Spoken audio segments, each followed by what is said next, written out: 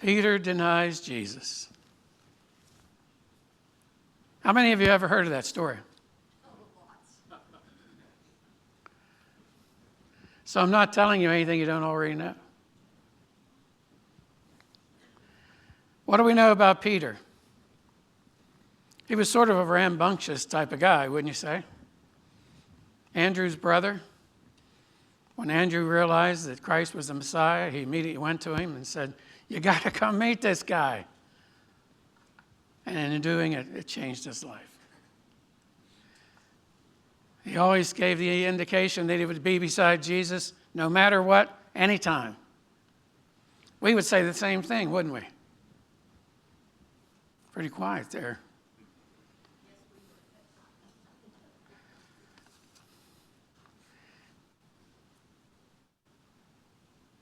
He was quite a guy. He stood for a lot. He took and did things that we wish we could have been a part of. But he represents our lives. Because we would say at this point, we would never deny Christ. But you never know. The instant that caused him to deny him was that he thought he would be arrested. He was there within eyesight of Jesus. He saw that what was happening to Jesus as he was being sentenced there in the high priest's house. And I want you to close your eyes and think, what was that look of Jesus like when he turned and looked at him?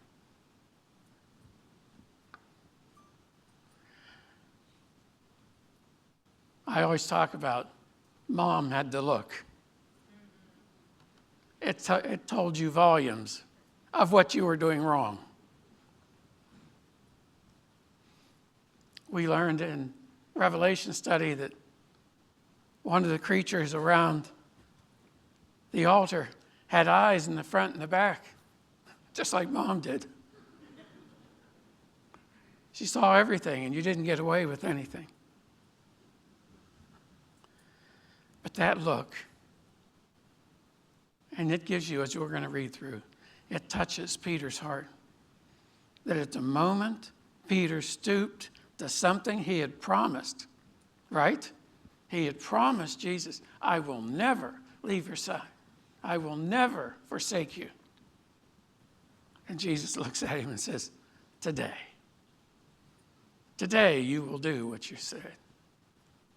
When the cock crows, when you've taken and denied me 3 times. You see what Peter was challenged with, that he followed Jesus, but he followed him at a distance. He didn't want to get too close when Peter was Jesus' right-hand man. He should have been right up there by his side, witnessing for him, trying to protect him. And here's the mighty Peter, off at a distance, sitting around the fire with the servants of the priest. Now, they must have known who he was even to be let in there. But here he sits, watching Jesus from afar, thinking, I'm safe now.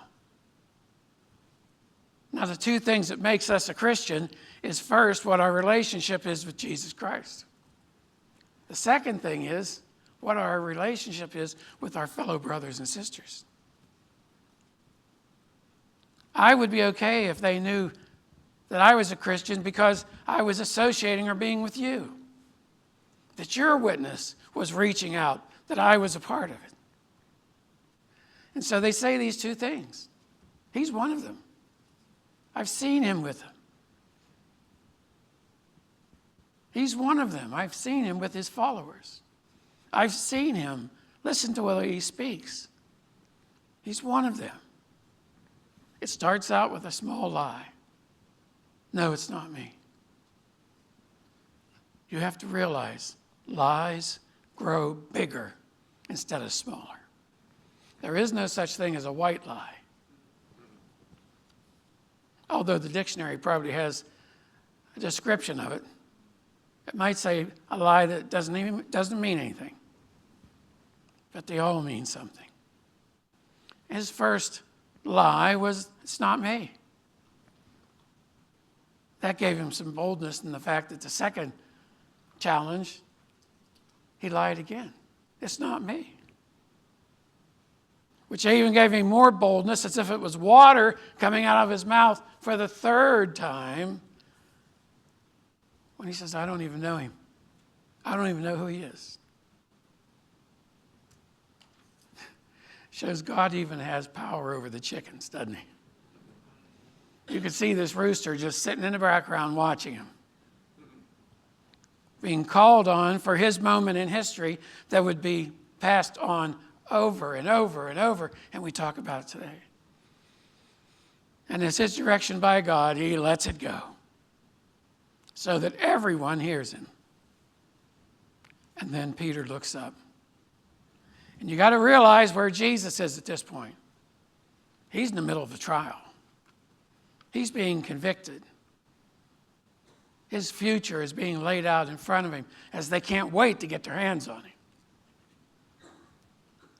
But his look doesn't change the priests or the servants at all. Doesn't mean anything. But when he turns around and looks at Peter, his look went straight from his eyes to his heart.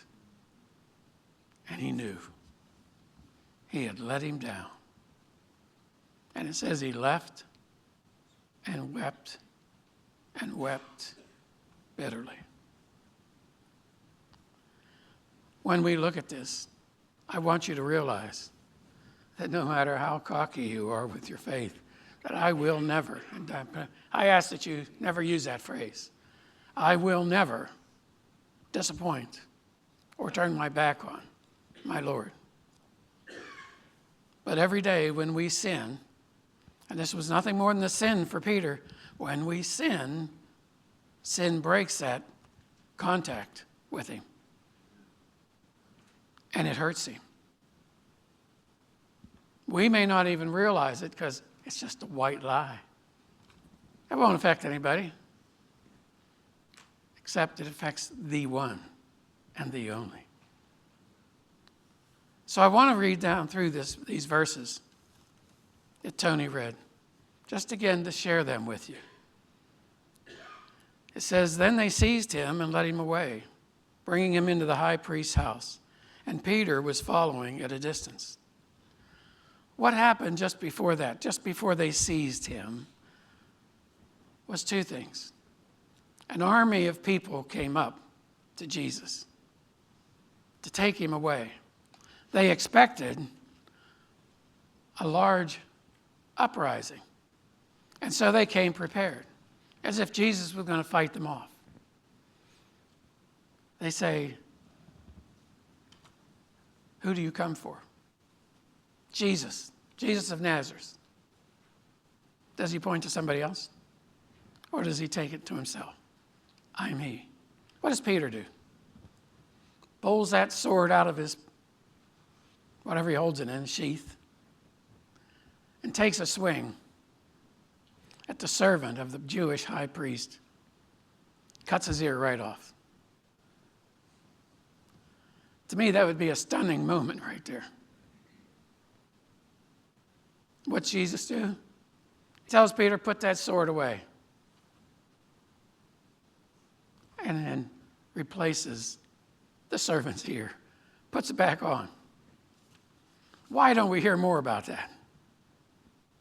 Because what would you expect from the highest servant of the Lord, the ultimate physician in Jesus Christ? That if he could raise the dead, that ear posed him no trouble at all. But we hear no more about it. We know the guy's name. We know he was a servant of the Jewish high priest, Caiaphas. He must have been close to Jesus. He must have been right up front, wanting to lay hands on him. And Peter shows his strength, shows his attitude toward his Savior, and that he had said, I will do anything for you. And if you yield a sword in front of an army, you can usually expect something's going to happen. But it doesn't. We don't hear anything more about the servant. We don't hear anything more about the ear being cut off. We don't even hear anything more about who all was there. Because they were not the emphasis of the story. It was about Jesus. Even though we remember Peter, it wasn't about him. Even we remember the servant whose ear was lopped off, we don't remember him. It's all about Jesus. The focus in our life, no matter what's going on, has to turn to him. For we are strongest when we take and have our eyes on Jesus Christ. It then says, and then they said to bring them away into the high priest's house, and Peter was following at a distance. And when they had kindled a fire in the middle of the courtyard and sat down together, Peter sat down among them. Then a servant girl, seeing him as they sat in the light, looking closely at him, said, this man was also with him. Who's him? Jesus. There's nothing greater than to be acknowledged as being with Jesus. And I hope you'll all acknowledge that you're with Jesus. Then in verse 57 it says, but he denied it. His first lie. Because he was worried about his life. He was worried to be judged. He was worried that he might be killed. But he denied it, saying, woman, I do not know him. And a little later, someone else saw him and said, you also are one of them. But Peter said, man, I am not. His second lie. Lies gain strength inside of you. After the first lie, they only get bigger. I always said, I make a poor liar. Because if you're a liar, you have to remember everything you say to back it up. And there are some things I can't even remember about tomorrow. And today may be one of those days when I go out there trying to figure out who started my car. But I'm just saying that you can say, I will stand firm until the right situation happens. And I'm not playing you down to your physical or spiritual strength. I'm just saying life has a pretty funny way of getting to you, and Satan knows your weaknesses. Verse 59 says, and after an interval of about an hour, still another insisted, saying, certainly this man was also with him, for he too is a Galilean. How'd they figure that out? The way he talked. It told them who he was. Believe it or not, you go into a different part of the country and start talking, they'll say, you're from southwestern Pennsylvania. Yeah. We get our yuns out and everything else. They'll know. They knew he was a Galilean. He says, I do not know what you are talking about. And immediately while he was still speaking, the rooster crowed. And the Lord turned and looked at Peter. And Peter remembered the saying of the Lord, how he had said to him, before the rooster crows today, you will deny me 3 times. And he went out and wept bitterly. Do you think you have ever caused the Lord to give you that look? Isn't this cool? I have a stool up here. That means you're in for about another hour. I casually want to talk to you about the look of Jesus Christ. It looks at you in a way. When he looked at Peter, he didn't look into his head. He looked into his heart. And without saying a word, he said it all. And in that look, he told Peter, I forgive you for what you just did, for what I just prophesied was going to happen. And what did you say? This will never happen. But it did. For that look touched his heart. He knew what he did wrong, but Jesus instantly forgave him. And isn't that what he does for us? Once we are his, you got to remember that. Once we are his, he forgives us. The priests all stood before him. The army stood before him, but his look meant nothing to them. And to the non-Christian, his look means nothing. But to his family, to us, just like when Mom would turn and look, you knew. You knew what was going to happen. Now, I'm not saying that you have a freedom to go out and sin and do what you want. I'm saying that once you've received that look, just like Paul received that look on the road to Damascus, your life is expected to change from that point on. That the message you give with your mouth must line up with your life and must be in your heart. It is said that the word, the longest distance it will ever go, is the 18 inches between your mind and your heart. Because if you have it here and you don't have it here, you don't have it. Peter is an example of each and every one of us. We can look at all the disciples and say we have a little bit of each one in us that gets us through today.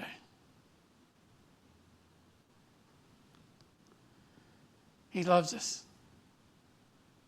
You believe that? You need to believe that. With a love more pure than a husband has for his wife, or a wife has for her husband, or a mom and dad has for their children, God has a pure love for us.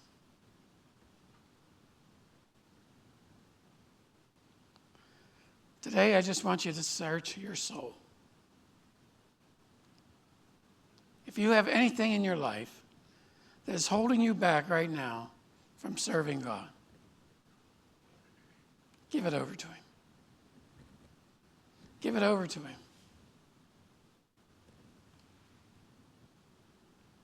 In this world, so close to the end right now, we need to lean on Christ heavily, to acknowledge his coming, to acknowledge the truth in his word, to acknowledge that it is the truth.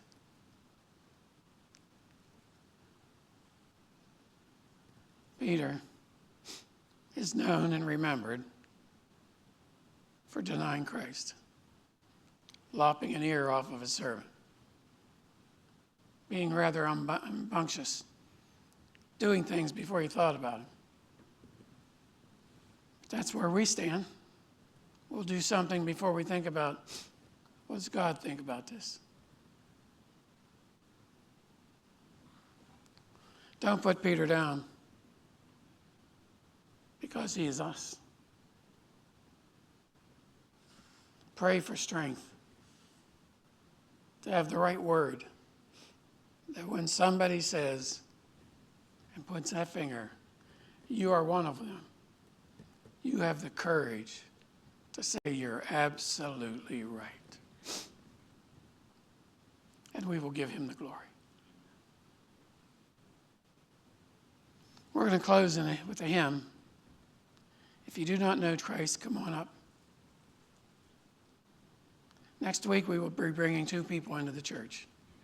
Hallelujah. So when we sing this hymn, sing it like you mean it, whether the words are there or not.